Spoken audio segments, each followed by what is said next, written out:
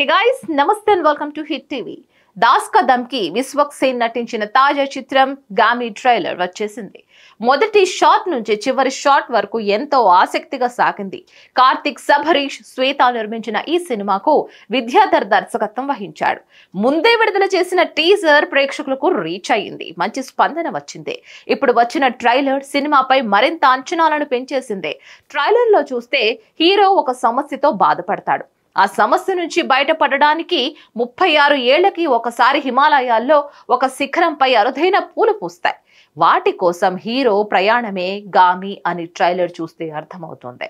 ఇక ఆ ప్రయత్నంలో అతనికి ఎలాంటి అవరోధాలు ఎదురవుతాయి అనేది సినిమా చూసి తెలుసుకోవాల్సిందే. దీనితో పాటు మూవీలో ఇంకో కథను కూడా అంతర్లీనంగా చూపించారు. ఒక దేవదాసి తన కూతురి కథను కూడా చెప్పారు. మరి హీరోకు ఆ దేవదాసిని కథకు ఏంటి సంబంధం అనేది ఇంట్రెస్టింగ్ గా ఉంది. ఇందులో విశ్వక్ సేన్ అఘోరాగా కనిపించనున్నాడు.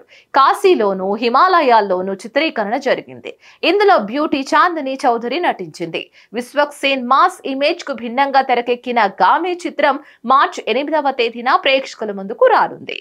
దీనిపై మరిన్ని అప్డేట్స్ కోసం please like, share and subscribe to hit TV. సమస్య లేని ఇల్లు ఉండదు, పరిష్కారం లేని సమస్య ఉండదు. బంధాలు గొప్పవి, బాధలు చిన్నవి. మీ సమస్యని మేము పరిష్కరిస్తాం. రండి, మాట్లాడుకుందాం.